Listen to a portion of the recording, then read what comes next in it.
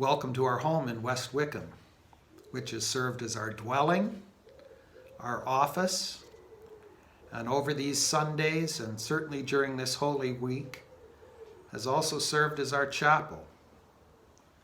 Our garden is a quiet, beautiful place, which allows us to just hear God. And on this Tuesday of Holy Week, many will turn to the account of Jesus cursing the fig tree, as found in Matthew chapter 21 and Mark chapter 11. Matthew's account says this: "Early in the morning, as Jesus was on his way back to the city, he was hungry. Seeing a fig tree by the road, he went up to it, but found nothing on it except leaves. Then he said to it, 'May you never bear fruit again.' And immediately the tree withered. When the disciples saw this, they were amazed." Well, over the past few weeks, many of you have ventured out to a store hoping to pick up a desired food item and have instead been disappointed to find a bare shelf. I suspect at the moment you may have wanted to, but realized it was rather pointless to curse either Tesco or Sainsbury or the customers who cleaned out the items before you arrived.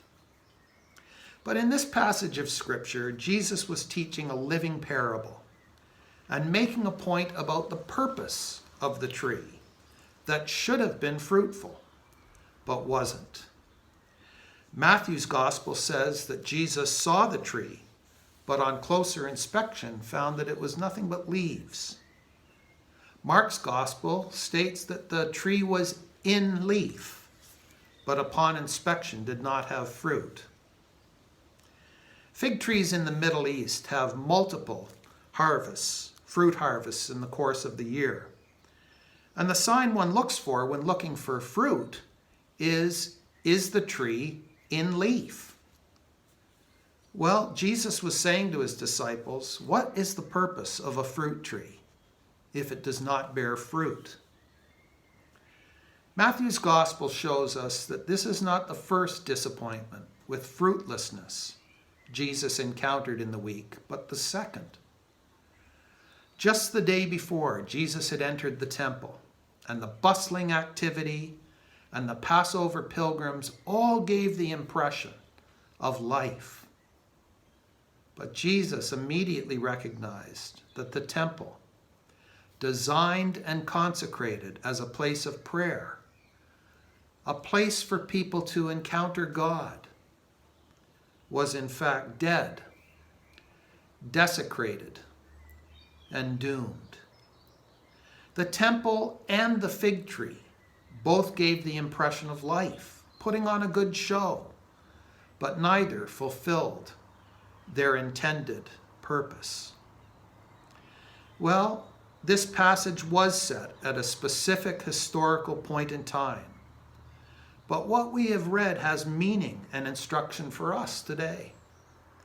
We too have been designed for a purpose, and as followers of Jesus, we must be careful to live in the purpose and fulfill the purpose Christ has given us.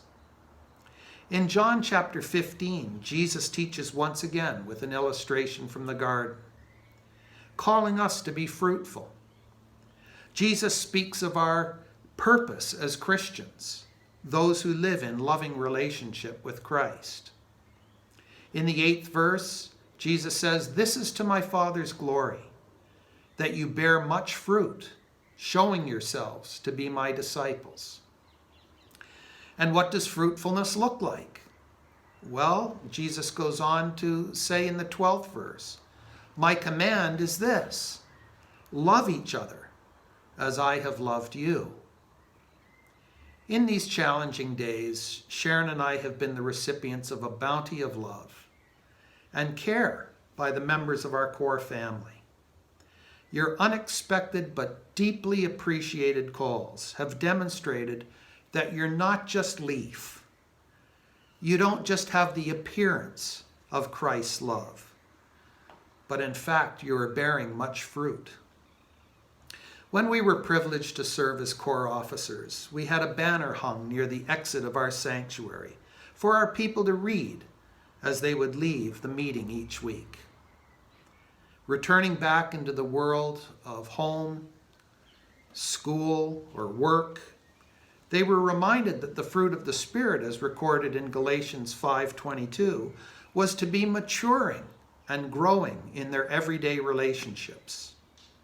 The banner reminded us that the fruit of the Spirit is love, joy, peace, patience, kindness, goodness, faithfulness, gentleness, and self-control.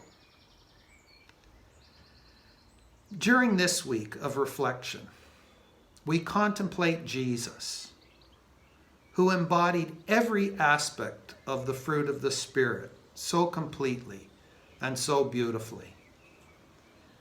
I think our prayer would simply be, Jesus, through your Spirit, help us be more like you. God bless you this week, and be fruitful.